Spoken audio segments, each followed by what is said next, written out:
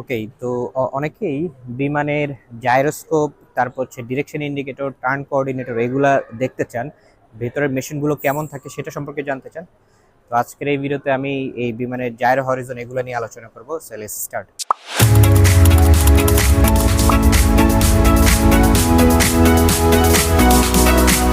তো আমার সামনে যেটা দেখতে পাচ্ছেন এটি হচ্ছে বিমানের জাইরো হরিজন। এটা দেখে আসলে বুঝতে পারে যে বিমান কিংবা কোথায় উপরে উঠতেছে নাকি নিচে নামতেছে, ডানে যাচ্ছে কি বামে যাচ্ছে। এটা একটা ওল্ড মডেলের জাইরোস্কোপ বা জাইরো হরিজন। এটার ভিতরে স্পিনিং মোটর থাকে, যেরকম লাটিম ঘুরতে থাকে, এবং আমরা হাত বাঁকা করে ফেললেও লাটিম কিন্তু সোজা উপরের দিকেই থাকে। সেম টেকনোলজি কিন্তু। তো এটা হচ্ছে সেই জাইরোস্কোপ। এটা একটা ওল্ড মডেলের জাইরোস্কোপ। তো বেসিক্যালি এটা দেখে বিমানের অ্যাটিটিউড বোঝা যায়।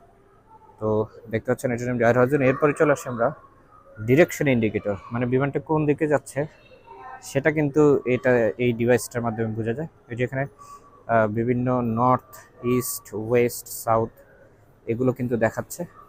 তো মানে সামনের যে নোজ, সেটা যে কাঁটাটা যেদিকে থাকবে ওইদিকে হচ্ছে সেটার ডিরেকশন, মানে ওইদিকে যাচ্ছে। তো এই পুরো 360 ডিগ্রি মানে 360 ডিগ্রি অ্যাঙ্গেলে এটাকে ভাগ করা হয়। এটার নাম হচ্ছে ডিরেকশন ইন্ডিকেটর, মানে বিমান আকাশে কোন ডিরেকশনে যাচ্ছে সেটা কিন্তু এই ডিভাইসটার মাধ্যমে দেখা যায়। এরপরে চলে আসি আমরা টার্ন অ্যান্ড স্লিপ কোঅর্ডিনেটরে। এটি আর একটা ডিভাইস, বিমান কত অ্যাঙ্গেলে টার্ন নিচ্ছে সেটা কিন্তু এই ডিভাইসটিতে দেখা যায়। ওকে, তো এই তিনটা ডিভাইসের মাধ্যমেই মানে একটা এয়ারক্রাফট কিভাবে উপরে উঠে না ডানে যাচ্ছে না বামে যাচ্ছে, এবং এটার ডিরেকশন কোন দিকে যাচ্ছে, কি অ্যাঙ্গেলে টার্ন নিচ্ছে সেটা কিন্তু নির্ণয় করা যায়। তো ভিডিওটি যদি ভালো লেগে থাকে বা এই বিষয়টা যদি নতুন জেনে থাকেন, অবশ্যই চ্যানেলটি সাবস্ক্রাইব করে রাখবেন। নেক্সট ভিডিও দেখার জন্য অগ্রিম আমন্ত্রণ। ততদিন পর্যন্ত সবাই ভালো থাকবেন, সুস্থ থাকবেন, অ্যান্ড হ্যাপি।